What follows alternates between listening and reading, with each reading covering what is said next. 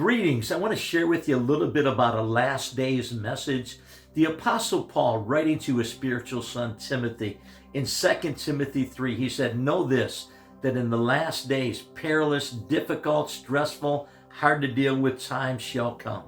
And then he goes and he lists 18 different characteristics of why it's going to be difficult times in the churches in the last days.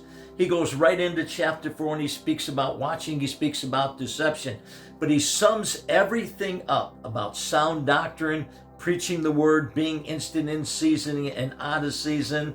Said, "For the time will come when they'll no longer endure sound doctrine, but teachers after themselves to tickle your ears," type thing. But then he goes on in verse 5 and he says, "But you," this is to Timothy, "you must be watchful in all things. You must endure afflictions, do the work of the evangelist, and fulfill your ministry." There's a whole message right there that I could share literally a few hours on the 4 characteristics that he's looking for in ministers. But there's a point there that he shares about number 1 is, but be watchful. In Mark 13, when we speak of watchful, it literally means to be sober. It speaks about to be calm and collected in spirit, to be temperate, to guard. So it speaks about being watchful over there, that no matter what the circumstances that are going on around us, that if we guard and we are watchful on the inside. Another translation in 1 Peter, I believe it's chapter 5, uses the word watchful as vigilant. Be sober, be vigilant, for your adversary, the devil, walketh about as a roaring lion, seeking whom he may devour. It's amazing in the book of Mark how many times we can see this here principle is brought out in chapter 13, which is on end times. He says, "Take heed that no one deceives you." In other words, be watchful, be on your guard that no one deceives you. So apparently there's going to be deception is going to be one of the major keys of the last days. He says you must be on your guard, verse 9. So be on your guard. I have told you everything ahead of time, verse 23. Verse 33, be on your guard. Verse 33 again, be alert. Then in 35, therefore keep watch. If he comes suddenly, do not let him find you sleeping. What I say to you, I say to everyone, watch. Verse 36.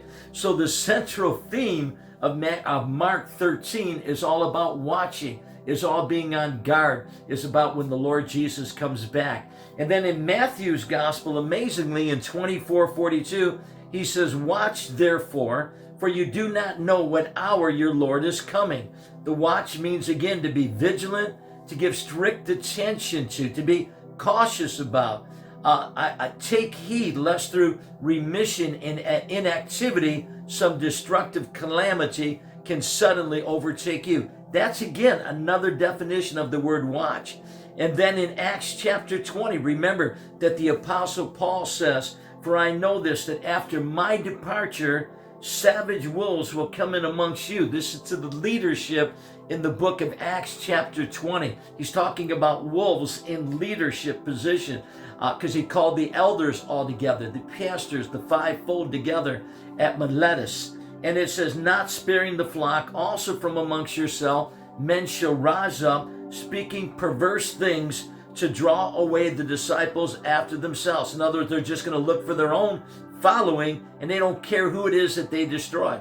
We could see wolves come, I believe, in 3 different ways. We can see financial wolves, we can see sexual predator wolves, and we can see doctrinal error wolves. All 3 of those are very real today. It says their purpose is to draw away disciples after themselves.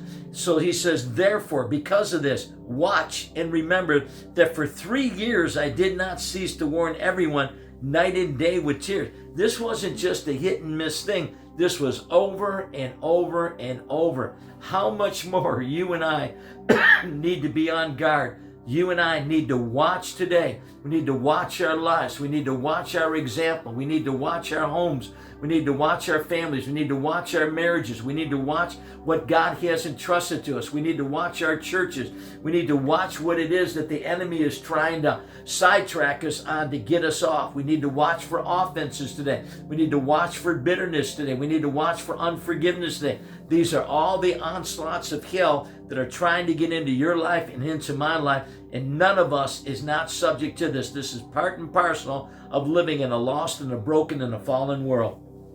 Jesus goes on and says, watch and pray lest you enter into temptation. Matthew 26:41. The spirit indeed is willing, but the flesh is weak. So again, he's telling us here now how we can be proactive against the tempter's work, against your life and against mine.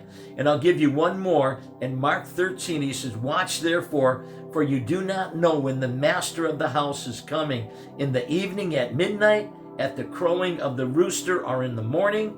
So what does he say? Watch, no matter when the timing is, when the Lord comes back. We know one thing for sure, he is coming back. So whether it's morning, afternoon, or night, we want to be prepared. We want to be ready. I'll close with this here one over there. In Luke 21:36, he says, watch therefore and pray always that you may be counted worthy to escape all these. And that's the judgment, is the context, things that will come to pass and to stand before the Son of Man. I'm looking forward to that day. I'm looking forward to being right before the face of Jesus, to behold the Lamb, to behold the Son of God, to behold everlasting life. God bless you. To the next time, Rick Shimatero here.